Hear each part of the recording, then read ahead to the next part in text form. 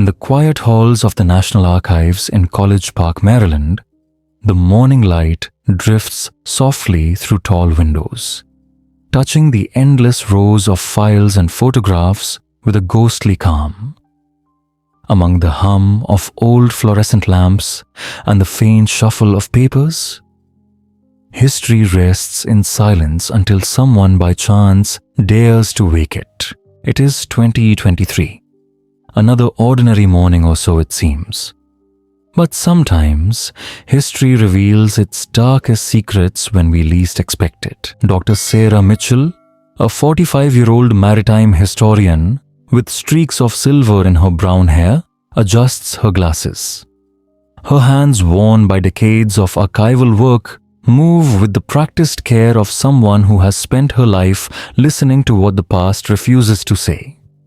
She handles a box of World War II naval photographs, untouched for nearly 8 decades, unaware that within them lies a discovery that will rewrite everything we thought we knew about one fateful day in 1942. Before we step into this mystery, take a moment to tell us where you're watching from. And if you love forgotten histories, the kind that twist, unravel, and challenge what we thought was true, stay with us.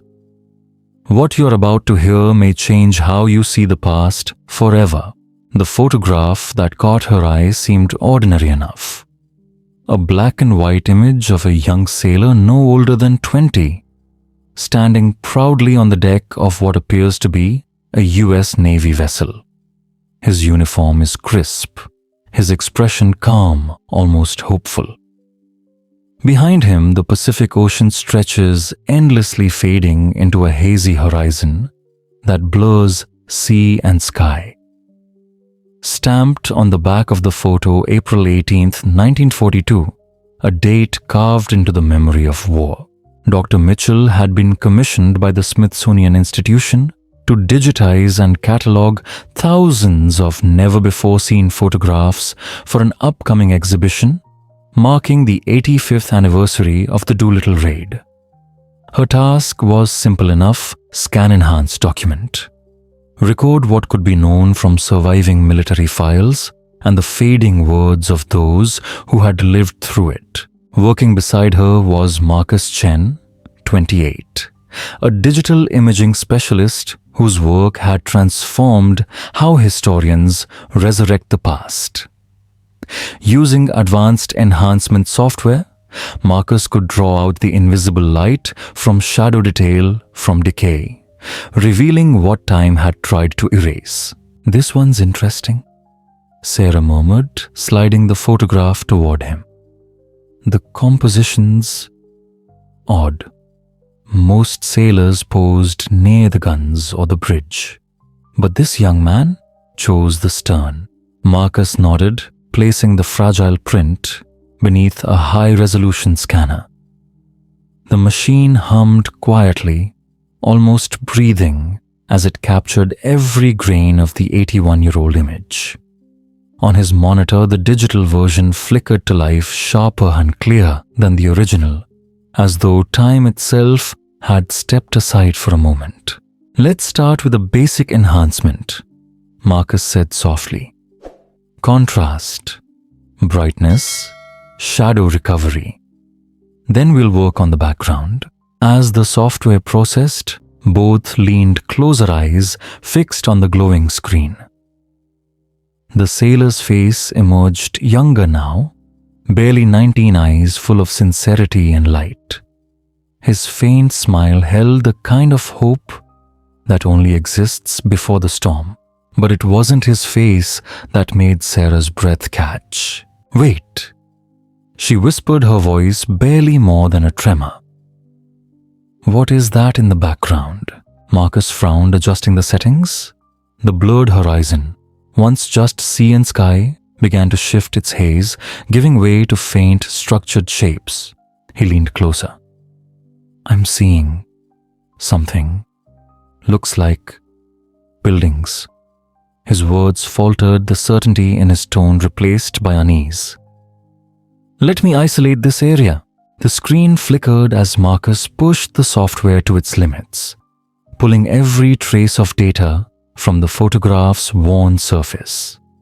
Slowly, the distant forms sharpened into focused dark silhouettes, where no land should be, where only ocean should exist. And as the final image resolved, both researchers sat motionless. For a long, breathless moment, the only sound in the room was the soft hum of the scanner, and the unspoken realization that something hidden for 80 years had just come to light. The young sailor in the photograph, once just another nameless figure lost to history, begins to take on a deeper, almost haunting significance. Dr. Sarah Mitchell leans forward, her breath catching as she scans a faded personnel record, its edges brittle, its lines blacked out by heavy ink. "I found something," she says quietly, her voice trembling between excitement and unease. The file is dated April 1942. Name Seaman First Class William Billy Thompson, age 19. Assignment redacted. The ship's designation blacked out entirely. It's not listed in any of the official task force records. Marcus looks up slowly. "So, we have a sailor who doesn't exist," he says, "on a ship that wasn't supposed to be there. Photographed during an operation that officially took place hundreds of miles away." The silence that follows feels heavy, the kind of silence that lives in old archives where truth waits patiently beneath layers of dust and denial. This wasn't just another wartime oddity. It was evidence fragile but undeniable of a classified operation buried for over 80 years. A single photograph taken by an unknown hand had somehow slipped into public archives, carrying with it a moment that could rewrite history. "We need to find out what happened to Billy Thompson," Sarah whispers, "and what that ship was doing so close to the Japanese mainland." Their investigation deepens, winding through corridors of military bureaucracy few ever enter. They cross-reference personnel records with ship manifests, combat reports, with intelligence summaries, piecing together a story that the military clearly intended to erase. What emerges is as strange as it is troubling. Billy Thompson was recruited from his hometown of Tarut, Indiana, specifically for his dual skills, photography and radio operation. His mission, the fragments suggest, involved reconnaissance support for long-range bombing operations. He wasn't just part of the raid, Sarah murmurs, realization dawning. He was there to document it, to record it, for intelligence use. Marcus nods, already enhancing other portions of the photograph. That would explain his position on the stern and why someone else took the picture. If he was the ship's photographer, then someone wanted to capture him in that moment. As the image sharpens, subtle new details appear. Equipment scattered across the deck. Faint outlines of camera cases, radio transmitters, cables coiled neatly near the railing. It all fits the pattern of a reconnaissance mission. Even the sailor's stance, once read as simply confident, now feels deliberate, a man focused on what lies beyond the horizon. "Look at his hands," Marcus says, zooming in. Sarah leans closer, and there, faint but undeniable, is the glint of metal. "He's holding something," Marcus continues. "It's a camera." The revelation settles between them like a whisper from the past. This wasn't just a portrait, it was documentation, the image of an intelligence operative captured in the act of recording one of the most secret missions of World War II. And yet, what they discover next pushes their understanding beyond the limits of logic. Marcus initiates the most advanced level of image enhancement, forcing the software to draw every trace of data from the aged photograph. The machine hums softly, the screen flickers, and then slowly, the background begins to resolve. Sarah. Marcus murmurs, his voice thin with disbelief. You need to see this. She leans closer, eyes narrowing. On the far horizon, just beyond what appears to be the Japanese coastline, faint shapes rise from the mist. Not ships, not clouds. Structures. And not just any structures, these are impossibly tall geometric modern. Towers of steel and glass that do not belong in 1942. That's impossible. Sarah breathes. They look like skyscrapers. I've checked and double-checked, Marcus says, shaking his head slowly. The software isn't generating them. It's revealing what's already there, details hidden, but real. For several long minutes, neither of them speaks. The quiet hum of the scanner fills the room like the steady pulse of time itself as the implications hang heavy in the air. A photograph from 1942 showing structures that would not exist for decades. It challenges not just what they know of that moment in history, but the very trustworthiness of the photograph itself. We need verification, Sarah finally says. This goes beyond us. We'll need experts, photographic analysts, military historians, maybe even physicists. I don't even know where to begin. But before she can continue, Marcus's voice cuts through the silence. Wait. There's something else. He adjusts the enhancement one final time, refining the shadows in the lower portion of the image, near the coastline, where the haze is thickest. And then he stops. His face goes pale. Sarah, he whispers. Look. In the distance, faint, almost swallowed by the grain of the image, a dark shape begins to take form. A cloud rising from the edge of a harbor, mushroom-shaped, immense, unmistakable. It is not the scattered smoke of battle. It is something far larger, far more final. That can't be, Sarah stammers. The atomic bombs weren't dropped until 1945. Hiroshima, Nagasaki. This photo is from 1942. Marcus reruns the enhancement, cycling through filters, exposures, contrast, corrections, but the result doesn't change.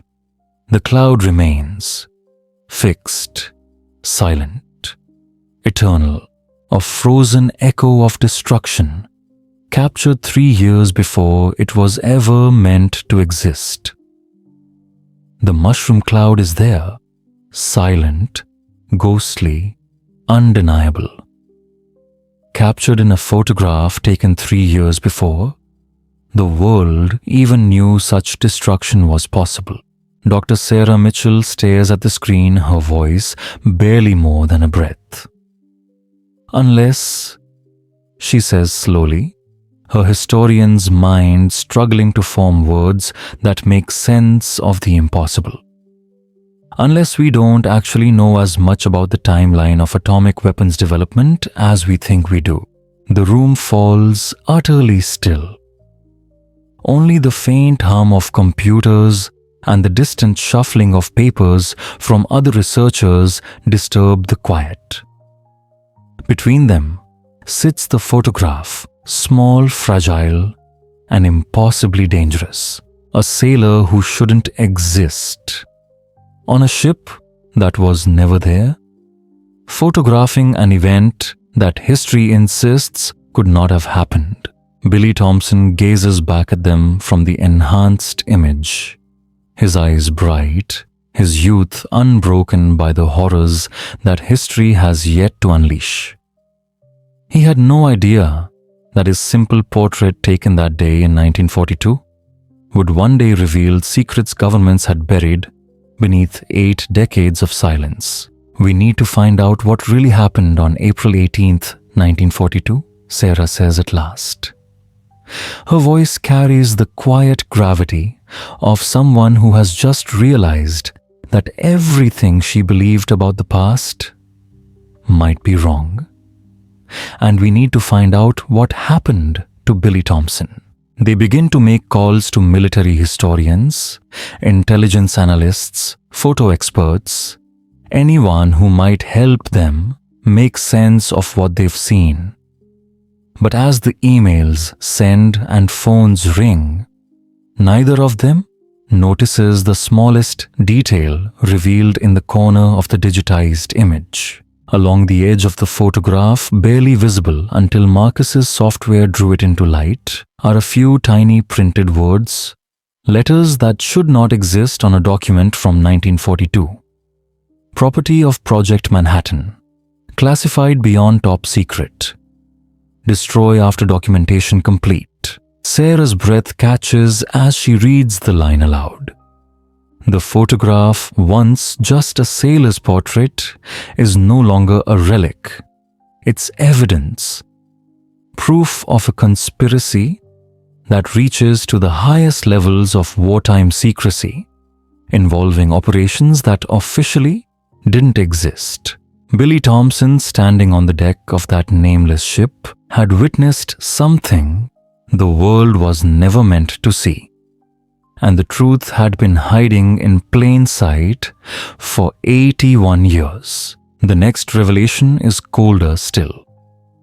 Digging through the military casualty database, Dr. Mitchell finally locates the record of Seaman First Class William Thompson. According to official reports, he was killed in action on April 18, 1942, the very same day the photograph was taken. His ship, it says, was sunk by enemy fire while operating somewhere in the Pacific. The same day he died. The same day he was photographed alive. The same day he stood camera in hand before a horizon that should have been impossible. Sarah stares at the casualty record, her pulse unsteady. Across from her, Marcus continues adjusting the image-enhancing shadows that no longer seem like shadows at all. And both of them know whatever they've uncovered, it reaches far beyond history. Billy Thompson smiles out at them from 1942, a face suspended in time, trapped in a moment that officially never happened. A young man holding proof of an event that the world still refuses to believe. And in the far distance behind him, barely visible through the haze of the photograph, the mushroom cloud rises. 3 years before Hiroshima. 3 years before Nagasaki. 3 years before humanity learned that such destruction was possible. Its shadow stretches across everything they thought they knew about the war, about secrecy, about the fragile line between truth and myth. And somewhere deep within the quiet halls of the archive, that shadow lingers still, waiting for someone else to look closely enough to finally see what history tried so hard to hide.